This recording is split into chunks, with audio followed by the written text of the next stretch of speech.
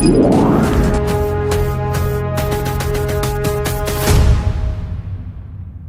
tarjeta de crédito.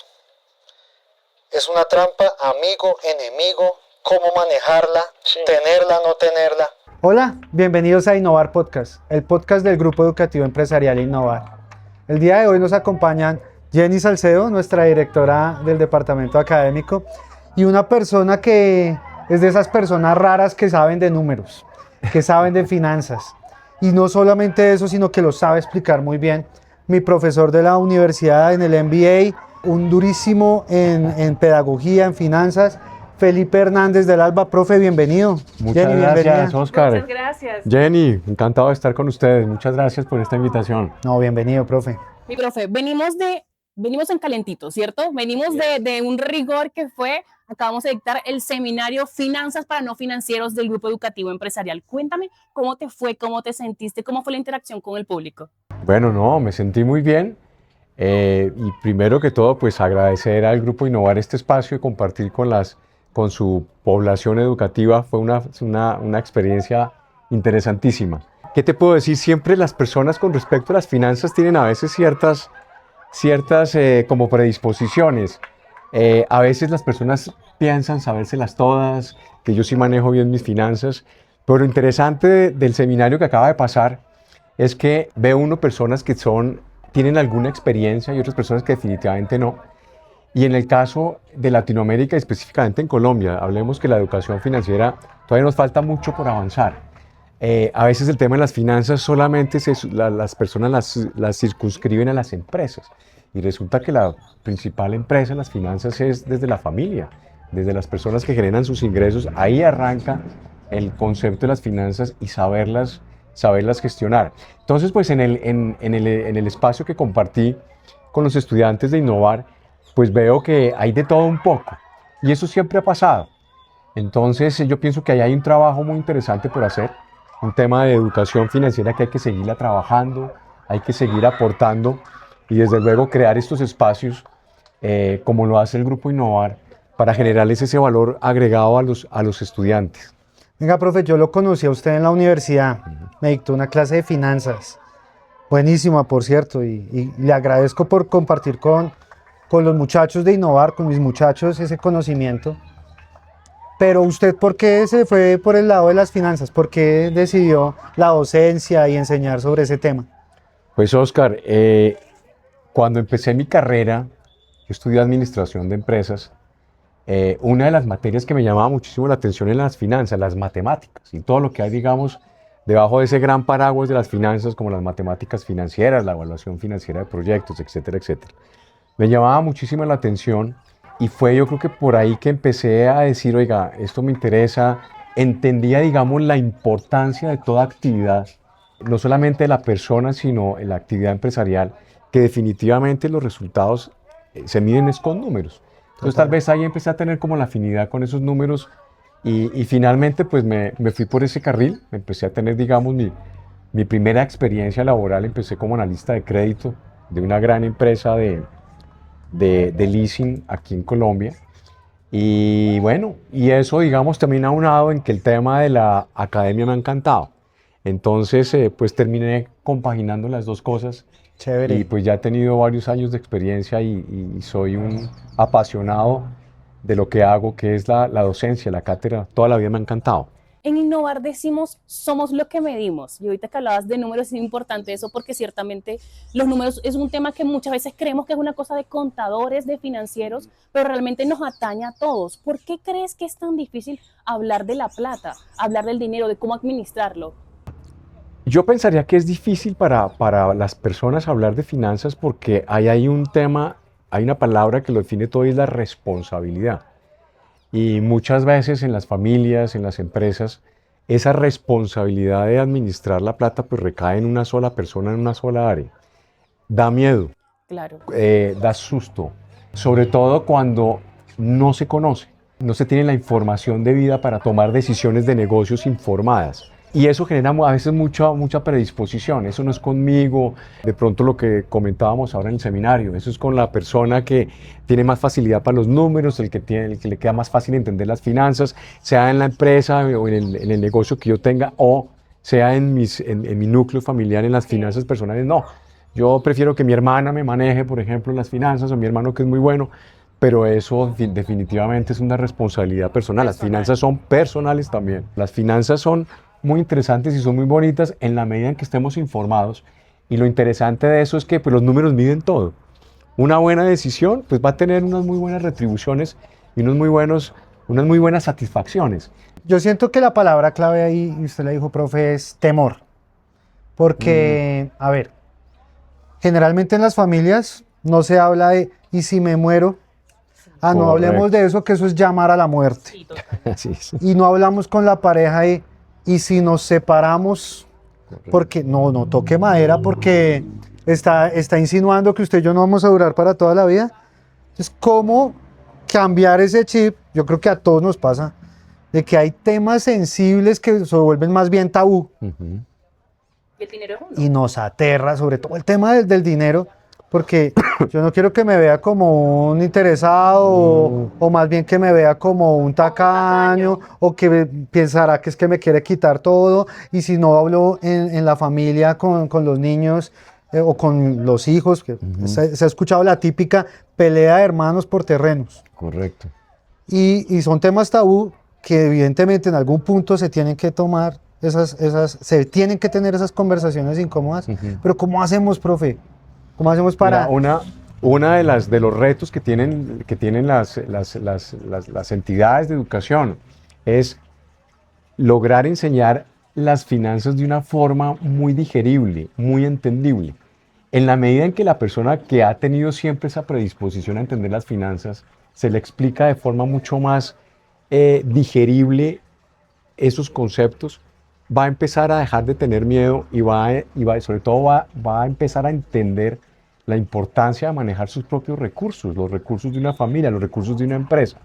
Ahí hay un temor y yo siempre pues, lo he visto, sobre todo también a nivel ya un poco más, a nivel ya de pregrado, a nivel sobre todo de posgrado de pronto, que manifiestan eso. No, es que yo vengo a tomar un módulo, por ejemplo, de evaluación financiera de proyectos y ya nomás con el rótulo de la materia dicen, no, eso va a ser complicadísimo, Ladrillo. eso va a ser un ladrillo. Entonces yo creo que ahí el papel también del docente juega un papel fundamental en la metodología, en la manera de explicar. Yo he tenido a veces unas experiencias bien bonitas y es personas que llegan con una predisposición muy alta a los temas y finalmente, finalizando su módulo, terminan entendiendo y terminan diciendo, oiga, yo pensé que Sí, esto confirmo. era mucho más Me pasó a mí. complicado y resulta que no, hasta me gusta, Sí, sí, ya como que le agarré cariño al tema. Entonces yo creo que ahí hay un papel fundamental. Profe, ¿en su casa se habla de finanzas? ¿Con su pareja, con su familia, con sus hermanos? Al principio no mucho, al principio no mucho. Claramente, pues digamos, por la experiencia que yo tenía, digamos que mi señora en algún momento, pues, confiaba todas las decisiones financieras Con el financiero. con el financiero. No, cualquier proyecto, cualquier necesidad, no lo que diga tu papá, si hay plata, si no hay plata, si se puede ahorita, si Que no se carga puede también, ahorita. ¿no? Para una sola persona. Exactamente. Pero ya hemos empezado a tener mucha más, digamos, con penetración con ese tema y más con mis hijas que ya son profesionales y ya empiezan a tener proyectos. enfrentarse a los temas. Exactamente, y empiezan a Y a recibir preguntar dinero. qué hacer, qué haríamos con esto, cómo ahorro, tú crees que esto es bueno, que esto es malo. Entonces ya hemos empezado, digamos, a compartir más esos temas en familia, que creo que es importante, porque es que no quiere decir que uno se las sepa todas. Muchas veces una opinión o una intervención en el momento adecuado salva la patria. Hay una pregunta que bueno, más que tenerla yo, la tienen mis estudiantes, que la noto mucho del aspecto académico, que me dicen, profe, sí, muy chévere finanzas, muy chévere el presupuesto, ahorrar, invertir, pero yo no tengo plata, yo tengo un salario mínimo. ¿Cómo hago desde mi salario mínimo para estructurar ese dinero y poder tener capacidad de ahorro? Y en el mejor de los casos, porque Exactamente. muchos de los estudiantes que nosotros manejamos hacen un esfuerzo grandísimo por obtener el dinero día a día y lograr pagar sus cosas y además darse su educación. No todos llegan al salario mínimo, algunos son trabajadores informales que no tienen como esa certeza de cuánto me va a llegar este mes. Puedo tener un mes muy bueno, un mes regular. Exactamente, eso es lo que tú dices, es absolutamente cierto. Ahí entra también otro paradigma muy complicado y ese, hombre, las finanzas son para personas que tengan cierto nivel de ingresos. Y resulta que no, las finanzas es para la persona que pueda vengar desde el salario mínimo, tiene que saber de sus finanzas, independientemente de su nivel de ingresos, tiene que saber hacer un presupuesto, tiene que saber identificar realmente sus necesidades básicas para poder proyectarse, como dices tú, en un mes y poder decir, oiga, finalmente el salario me da la vuelta y me alcanza. Lo que pasa es que hay que hacer unas tareas ahí importantes. Ahí hay que crear hábitos, hay que partir claramente, y soy un convencido de eso, eh, de conocer lo que es un presupuesto, de poder hacer uno su propio presupuesto, porque ese es otro tema. Los presupuestos son para las empresas, los presupuestos son para los negocios. No hay cosa nada más, bueno, cosa más falsa que eso. Los presupuestos también son para las personas. Claro. Entonces hay que partir de lo básico. Una persona que empieza a hacer su presupuesto sensatamente, a identificar realmente sus ingresos, sus egresos, pues ahí va a tener mucha más posibilidad de saber qué hacer en dado caso que no le alcancen ese nivel de ingresos para poder llegar al fin de mes, o saber realmente qué hacer, muy seguramente con lo que de pronto le sobre al final del mes. Yo creo que sin esa herramienta básica, fundamental, es muy complicado que las personas entiendan la importancia de las finanzas. Y viene todo lo que tú me comentabas, Jenny, que es que yo no me gano sino el salario mínimo, eso es para ricos, es que a mí no me alcanza, es que es un poco organizarse y tener disciplina y hábitos, que es lo más complicado, porque es que la cultura latinoamericana es muy complicada. No podemos desmentir, no somos disciplinados, somos muy despelotados, somos muy de aprovechar el momento. Si tengo la plata, ¿por qué no gastar? Entonces, eso demanda hábito y disciplina, indudablemente. Profe, regálenos un hábito que una persona que nos esté viendo pueda empezar este próximo lunes, la próxima semana, empezarlo a cultivar. Bueno, un hábito tan sencillo, por ejemplo, para las personas que tienen ingresos no muy altos es mirar, por ejemplo, en qué se le va la plata, que lo comentábamos ahora en el seminario, los famosos gastos hormigas, que reducir de esos gastos hormigas y ese valor que se le está yendo en su gasto hormiga, ahorrarlo. ¿Ahorrarlo cómo? Hombre, pues no estamos hablando de abrir un encargo fiduciario, pero se puede empezar por lo básico, una cuenta de ahorros. Quizás como estuvimos acostumbrados hace muchos años con los abuelos y con los papás, el marranito. El marranito se va llenando poco a poco y de pronto ya cuando se tenga una cantidad importante, pues hombre, se puede abrir una cuenta o destinar un instrumento de estos de ahorro específicamente para algo. Vamos a ahorrar para 2 puntos. Eso es muy importante, por ejemplo, trabajarlo en familia. Sí. Como lo trabajan las empresas. Ahorrar o tener dinero para qué proyecto. ¿Cómo estamos creciendo? ¿Qué necesitamos? ¿En qué necesitamos invertir? Es un poco lo mismo. ¿Cómo ahorramos para que, vamos, anteriormente, yo le agradezco a mi mamá, por ejemplo, particularmente, que siempre nos tenía la alcancía. Okay. Entonces uno le iba echando, pero ya con los años uno se da cuenta que hay un mostrico que se llama inflación. ¿Cómo ahorramos para que la plata de nuestros ahorros no se la coma la inflación? Esa es una muy buena pregunta. Entonces ahí sí tendríamos que entrar a mirar y a explorar qué instrumentos financieros nos ofrece el sistema financiero para por lo menos contrarrestar el golpe de ese monstruo que dices tú que se llama la inflación. Entonces buscar instrumentos, decir, oiga, si tengo una cuenta de ahorros que me generen unos intereses, por lo menos mirar que ojalá nos pudiera rentar lo mínimo que está golpeando la inflación, ¿sí? Claro. Entonces, ahora, si no se logra, pues por lo menos mitigar el golpe de la inflación. Pero eso es un tema fundamental, digamos, dentro del manejo del dinero, para que el dinero crezca con el tiempo. Y lo que dice Oscar, pues está el fenómeno de la inflación que pues atenta contra el poder adquisitivo. Ahí, por ejemplo, tendríamos que informarnos y estudiar un hombre. Si yo tengo un instrumento con un banco, ¿el banco qué me puede ofrecer? ¿A partir de qué monto yo puedo empezar a ahorrar? Y hoy por hoy, pues ustedes lo saben perfectamente, en el sistema financiero colombiano los bancos tienen unos portafolios de servicios gigantescos y hay opciones de ahorro desde 100.000, 200.000 pesos. El problema es la disciplina y es el hábito. Es el hábito. Si uno logra tener ese hábito, pues va a lograr entender el impacto del hábito en términos de resultados. Miren que sí ya tengo la cuota inicial miren que ya tengo un monto interesante para las necesidades que tenga uno que solventar. Hay algo que se me hace muy difícil, y lo he escuchado mucho en el aula, muy difícil de luchar contra ello, y es el tema de la cultura de pegarla en un día. Si me explico, de conseguir la plata fácil, de me casé con el tipo que tiene dinero y ya resolví mi vida. O en el caso de los hombres, me jugué la lotería y ya me gané, o sea, me gané el numerito y la pegué. La plata fácil, las pirámides, este tipo de negocios que uno dice es súper rápido. ¿Por qué nos cuesta tanto el tema de entender que hay un proceso para? Y queremos todo así. Y es una cuestión latina Mira, general. Jenny, nos cuesta mucho entender eso y sigue pasando a pesar, digamos, del nivel de educación de las personas que han tenido la oportunidad de entender las finanzas, y sigue pasando eso. Es un tema también cultural, un tema de la plata fácil, un tema de generar réditos rápidamente. Y lo que tú dices, aparecen pues opciones que, como decía mi mamá, oiga, ojo con eso porque de eso tan bueno no dan tanto. ¿De qué se trata ese negocio? ¿Quién está detrás de esas inversiones que te están ofreciendo? Porque esas rentabilidades por encima de las rentabilidades del sistema financiero. Y nosotros con mucha frecuencia vemos en las noticias que publican noticias de personas inescrupulosas o de grupos que lo que hacen es captar dinero y después supuestamente prometer unas rentabilidades y después todo eso desaparece.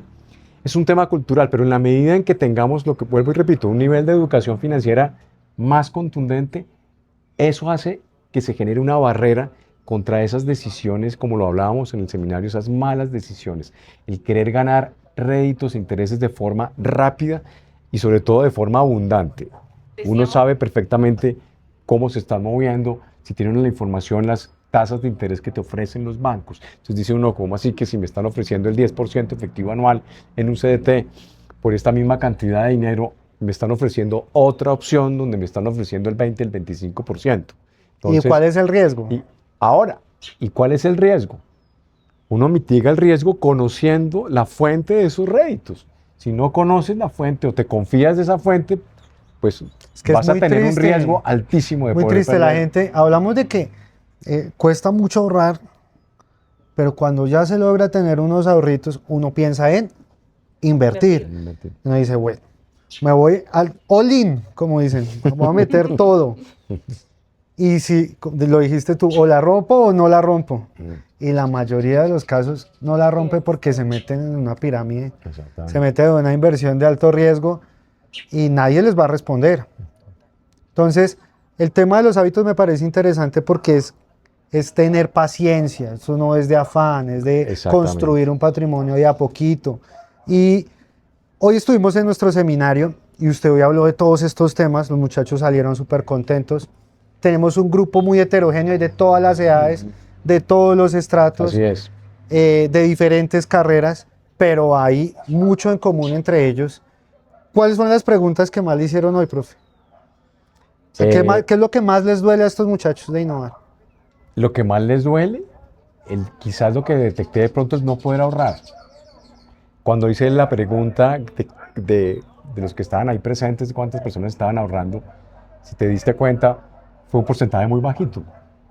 Y claramente puede ser por lo que hemos venido conversando, es que pues mis ingresos no dan para eso. Pero estoy seguro que pueden que sí den en la medida en que se organicen las finanzas teniendo en cuenta un presupuesto. Entonces, lo mismo pasó cuando hicimos la pregunta y le hice la pregunta de cuántas personas manejaban un presupuesto. Fueron muy poquitas las personas que levantaron la mano. Sí, lo noté. Entonces, eso te da para pensar que ahí hay mucho por trabajar, hay mucho por aprender. Y estoy seguro que este seminario de Innovar les dejó ahí su semillita, les dejó su inquietud de que ahí sale, yo creo que más de una persona que va a decir, tengo que sentarme otra vez juiciosamente a mirar mis finanzas. Y eso se trata. Bueno, hay un tema muy importante acá, profe, y es, ok, hoy les sembramos esa semillita, esa duda, esa inquietud. Hey, sí se puede ahorrar, podemos lograr con un presupuesto juicioso y con paciencia y con hábitos mejorar el tema del ahorro para algún momento invertir. Pero el tema de la educación financiera es un océano. ¿Cómo hacemos para pues, Innovar? Tiene estos espacios, crea estos espacios de seminarios, en las clases en sí mismas, pero una persona que quiere educarse financieramente, ¿qué debe hacer? ¿Cómo autónomamente puede empaparse un poquito del tema? ¿Dónde meter la plata? ¿Qué Mira, hacer? esa es una excelente pregunta, Oscar. Yo pensaría por lo siguiente, y esa pregunta también en algún momento también me la habían hecho en otro espacio. Eh, ¿Por qué? Porque dicen, mire, una persona que maneja muchos recursos, pues es una persona que debería conocer muy bien el, el mercado bursátil del país donde está llevando sus actividades. Debería ser como si dice un teso, mirando cómo se comportan las acciones, la renta fija, la renta variable, encargos fiduciarios, etcétera, etcétera. Eso está bien, pero yo pensaría que para los espacios que está generando innovar y seguir, digamos, haciendo el push para que las personas cada vez tengan un poquitico más de herramientas financieras para tomar decisiones inteligentes, es que uno debe conocer muy bien el portafolio del banco con el cual uno trabaja. Ok, Muchas veces yo he estado en reuniones donde inclusive gerentes financieros muchas veces no tienen completa la información y trabajan con 2 o 3 bancos. Entonces dice uno, oiga, me llama la atención eso. Entonces yo pensaría que por lo menos uno como persona, saber su banco qué le está ofreciendo, conocer todos los productos. Hombre, pasar un momentico a la oficina, hoy por hoy pues tenemos todo en una página web. Pero pasar en un momento dado a la oficina del banco, preguntar, mire, tengo este proyecto, quiero ahorrar, ¿usted qué me ofrece? El enterarse y tener la información, creo que por ahí es el punto inicial. ok. Si no tenemos la información, pues todo se vuelve, supongo que, yo creo que, yo asumo que debe haber algún producto en el cual yo pueda ahorrar, por ejemplo, para la educación de mis hijos. Los hay bancos que tienen y hay instituciones específicas que generan productos financieros para ahorrar para el estudio. Pero si no tenemos la información, es muy complicado. Otro de los puntos importantes dentro de la educación financiera es conozca su sistema financiero. Si yo arranco como persona natural, yo debo conocer cuáles son los productos que me ofrece mi banco, que tengo en mi banco. Tarjetas de crédito, cuenta corriente, cuenta de ahorro, encargos fiduciarios, sobregiros, créditos de tesorería, créditos de libre inversión, créditos hipotecarios. Bueno, hay una gran cantidad de opciones, dependiendo de mis necesidades. Si tú no las conoces, es muy complicado. Y a veces las personas dicen, prefiero entonces tener ahí la platica Debajo del de colchón, pronto debajo del al colchón. módico 0%, y eso pues tampoco es bueno. Perdiendo valor. Porque ahí vuelvo lo que tú comentabas, el monstruico de la inflación, pues me está ganando un poco ahí la pelea. Entonces, yo creo que hay que empezar por ahí. Profe, imagínate, supongamos un caso hipotético. Tengo una plática ahorrada, tengo un buen número como para empezar a invertir en algo. ¿Cuál sería, desde tu conocimiento, ese lugar ideal para invertir? O sea, los mejores negocios para invertir, o lo primero que podría hacer si además no sé nada de finanzas, ¿no? O sea, ¿por dónde podría empezar? ¿En qué invertir? ¿En qué invertir exactamente? Uno de los factores que ayudan claramente a darle respuesta a esa pregunta, Jenny, es ¿cuáles son tus necesidades de liquidez? Porque si tus necesidades de liquidez son a corto plazo o a largo plazo, pues hay manera de estructurar un portafolio para que tú puedas quedarte invertida en el mediano, en el corto, mediano o largo plazo. Esa necesidad tiene que ser absolutamente clara, que sea una realidad, para poder optar por las opciones que te da el sistema financiero y lograr esas rentabilidades a corto, mediano o largo plazo. Si uno no sabe sus necesidades de liquidez, y es lo que, ahí volvemos otra vez al punto, si mis necesidades de liquidez no las tengo claras es porque muy seguramente no tengo un presupuesto, claramente, pues ahí voy a tener un riesgo, que de pronto invierta en el instrumento que no tocaba y resulta que ese instrumento se quedó invertido a un año, a más de un año, y entonces me va a tocar después redimir esa plata antes de que se venza el año, y eso tiene pues una serie, digamos, de connotaciones, de cargos en contra de la rentabilidad. Entonces, es importante eso. Si tú sabes tus necesidades de liquidez, pues vas a tener, ahí sí como dices tú, un mar de opciones de decir, hombre, yo puedo dejar una plata a un año sin ningún problema, no la puedo tocar porque no la voy a necesitar. Bueno, te van a aparecer vas a tener una serie de instrumentos a tu disposición para poner esa plata a que te dé unos excelentes réditos. Claramente, pues de acuerdo pues, a las tasas de interés que en el momento pues, estén viviendo en la economía y estén ofreciendo pues, claramente el sistema financiero, ¿no? Esa es la parte chévere. Digamos Sí. que usted ya ahorró una platica y está mirando dónde invertirla y cómo la hago crecer y no exponerme tanto y mirar mi nivel de riesgo, de tolerancia al riesgo y mirar mi capacidad de liquidez. Pero, ¿qué le decimos a esa persona que ya el tiempo no le dio para educarse financieramente oportunamente y está a portas de meterse en un gota a gota? ¿Qué le decimos a esa persona? Porque casos de estos Sí. yo los veo todos los días. Así es. Yo pensaría lo siguiente, yo creo que lo más sensato sería una persona que no ha tenido esa posibilidad de educarse financieramente, es acudir a un asesor financiero para que le haga rápidamente un Pero ellos diagnóstico. dicen, me van a cobrar, Claro, ese asesor me va a cobrar, claro. tengo plata. Claro. Y ver de qué posibilidades, ver que explore, le estructure nuevas posibilidades para poder atender esa obligación. Está por fuera del mercado, es completamente extrabancario, eso está regulado, ciertamente. Y ciertamente pues hay unos riesgos que está corriendo la persona que tiene esa deuda. La única manera sería mirar cómo hacer un proceso de negociación con esa fuente de recursos no regulada, extrabancaria, para poderle dar la mano. Porque si no, claramente eso es como un tsunami, ¿no? Entonces, pues terminan embargándoles, terminan quitándole las pasa cosas. mucho, profe. Ignóreme un automóvil a nombre mío, constitúyame una hipoteca de primer grado sobre el activo, la casa que tiene, y bueno, y puede Los perder, dejan en la calle. y puede perder exactamente todo el resultado de trabajos de años. Ok, pero entonces el mensaje es no lo haga. El mensaje claramente es, por Dios, acudan a esas fuentes de financiación completamente Y si estamos en data crédito, reguladas. reportados, o sea, digamos que cuando una persona se ve acorralada al punto de ir a tener que apalancarse de un gota a gota, de un préstamo con un gota a gota, es porque dice, hombre, es que yo me colgué con la cuota del celular hace no sé cuántos años y estoy Claro. reportado en data crédito, nadie me presta. Claro. Digamos que hoy en día ya con el tema del reporte del datacrédito es un poco más manejable porque finalmente uno puede sustentar el por qué está uno, el por qué puede estar uno reportado. Muchas veces era un tema de un delay de actualización de bases de datos, etcétera, etcétera. Pero yo pensaría que el estar reportado, una persona con educación financiera no debería estar reportada, primero que todo, porque sabe manejar sus finanzas, sabe hasta qué punto endeudarse porque puede con sus ingresos poder atender el servicio a la deuda, de tener un crédito hipotecario, un crédito de libre inversión. Entonces, una persona que tenga una educación financiera realmente interesante, pues no debería estar pensando o no debería estar viviendo esa clase de escenarios, ¿sí? Todo vuelve al mismo punto.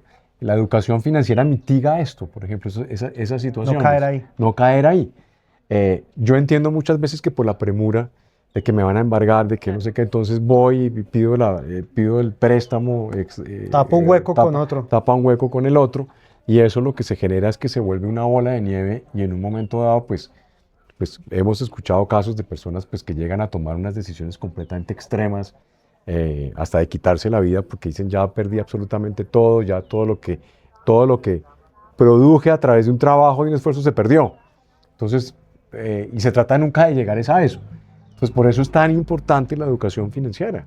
Cuando hablas de educación financiera, y estoy segura que no soy la única que lo percibe de esa manera, suena como algo realmente costoso. ¿Sí me explico? Como educación financiera tengo que ir hasta un lugar a estudiar una carrera y hombre, si yo tengo un trabajito de salario mínimo, yo no tengo ni idea de por dónde No cabe en mi empezar. presupuesto. No cabe en mi presupuesto, exactamente.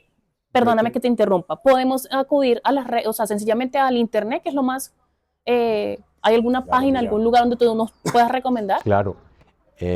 Inclusive hay entidades financieras, hay gremios, como por ejemplo también la Sobancaria, que pone videos muy cortos donde le enseñan a la persona a manejar su presupuesto, por ejemplo, a hacer inversiones inteligentes.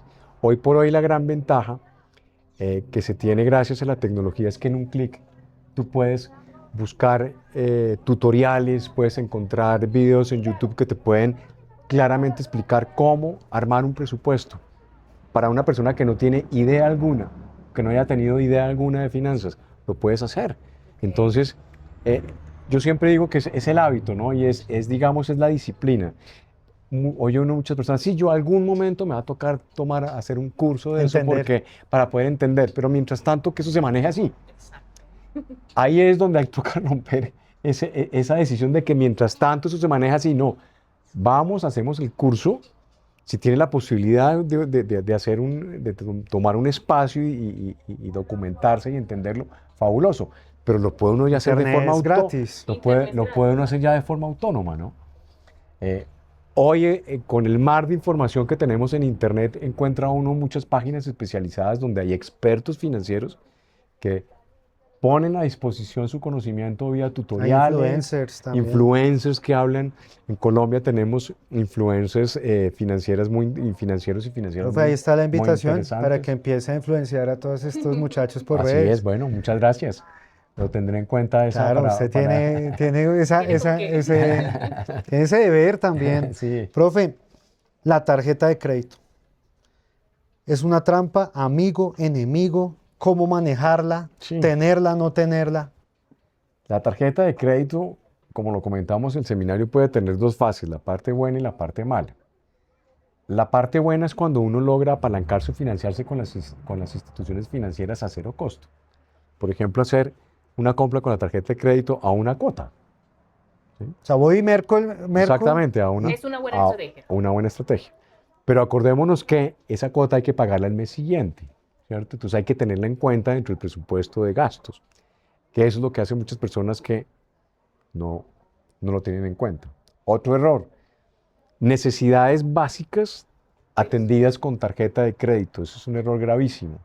Lo que tú dices, un mercado a 12 cuotas, a 6 cuotas, a 3 cuotas, pues imagínense en lo que termina el mercado, el costo final del mercado. Entonces, hay que saberla manejar, y para eso hay que documentarse, lo mismo que les comentaba ahora. Tengo que ir al banco y tengo que conocer muy bien cómo manejan las tarjetas de crédito en términos de cortes, en términos de tasas de interés, mirar qué estrategias a favor mía me puede ayudar la tarjeta de crédito y no en contra. Y vemos claramente que, pues, que el nivel de endeudamiento en el país con tarjetas de crédito es altísimo.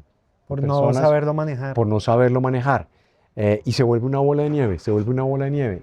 Y cuando se dan cuenta, pues ya viene todas las fases que significa eso, que el cobro prejurídico, que etcétera, etcétera. Entonces, pues eso hay que mirarlo muy bien, analizarlo muy bien para tomar decisiones de cómo utilizar la tarjeta de crédito. Y para eso no hay nada más sino que conocer el instrumento, tener la información. Hay expertos financieros que dicen las finanzas tienen un común denominador, el buen financiero tiene un común denominador, que las decisiones tanto de financiación como de inversión son informadas, fueron tomadas con información, no fueron al aire, cara y sellazo. Eso hace que las finanzas sean satisfactorias, sean productivas, se logren los objetivos y no se utilicen instrumentos como una tarjeta de crédito para financiar necesidades básicas que dice uno miércoles, aquí algo está pasando. Creemos que la tarjeta de crédito es dinero disponible para, y no que es dinero prestado con intereses, porque realmente es un dinero que te prestan y que debes pagar con intereses. Por ejemplo, porque sabemos que es así, nos vemos muy tentados a usar la tarjeta de crédito para darnos esos gusticos, ¿no? Viajecito, los tenis nuevos, el celular, el iPhone que salió. Para ese tipo de cosas tampoco es ideal utilizar la tarjeta. ¿O en qué situación tú dirías se las recomiendo? Hombre, hoy por hoy, un ejemplo absolutamente de hoy en día, el teléfono celular. Muchas veces hay convenios que tienen los operadores de comunicación celular con los operadores de los servicios públicos. Yo puedo, a través, por ejemplo, del recibo del gas, o la misma empresa que provee el servicio de gas se vuelve financiera y me dice ahí en el recibo, oiga, ya tiene preaprobado un cupo de 10 millones de pesos. Bueno, esa es otra alternativa. Y muy seguramente el costo de esa alternativa es menor al costo del sector financiero. Okay. ¿Te va a ayudar en qué sentido? En que no te van a debitar directamente de tu cuenta, sino que de una vez te va a llegar el valor de la cuota en el recibo. Pero ¿cuánto se va a subir el recibo? Claro. Hay que hacer las cuentas. Pero, por ejemplo, si tomas esa decisión, sería una buena decisión desde el punto de vista de costo financiero si comparas con las tasas de interés del sistema financiero. Oiga, financié esto, una compra de un electrodoméstico, la reparación de la casa, no sé, tomé alguna plata a través de este instrumento. Eso es una decisión informada que en un momento dado también puede ayudar. Pero nunca hay que olvidar que el flujo de caja que tiene una persona es un flujo de caja único.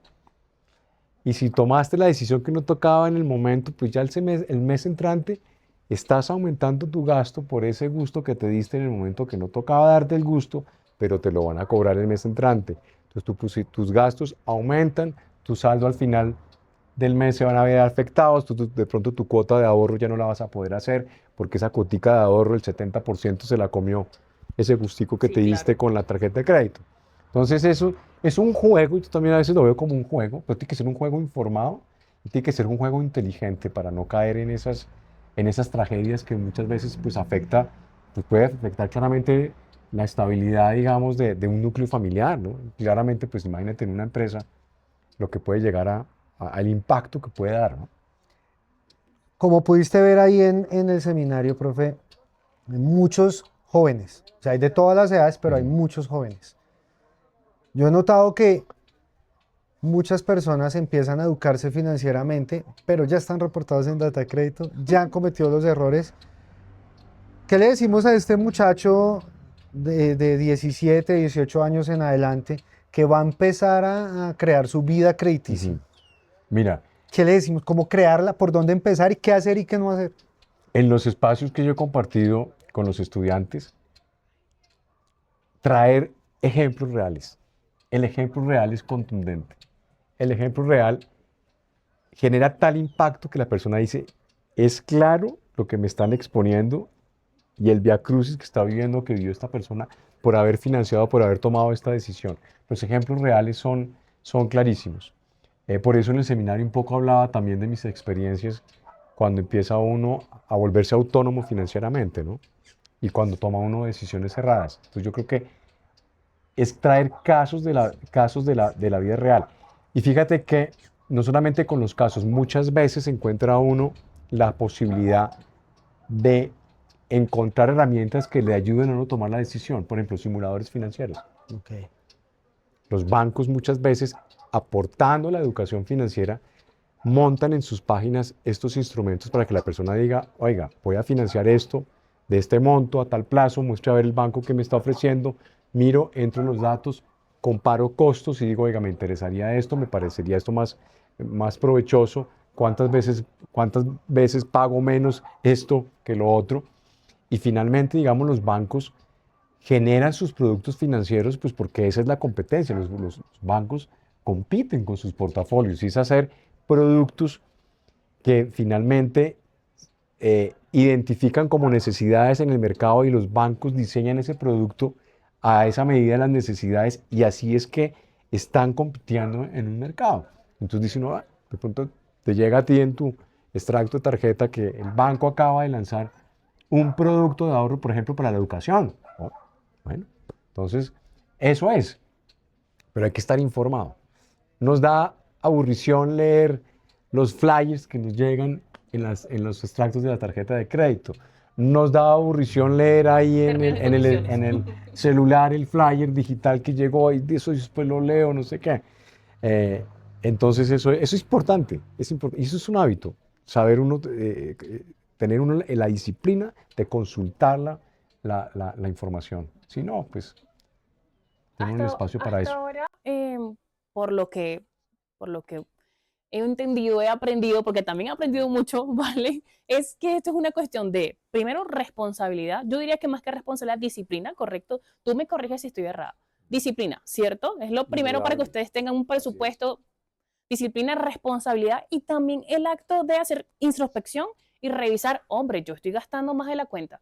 Y también contención, ¿no? O sea, este fin de semana no salgo. Este fin de semana no parcho con mis amigos porque qué rico el plan, pero me descuadra mi objetivo que es de repente una meta en específico. Así como el ahorro te demanda sacrificio,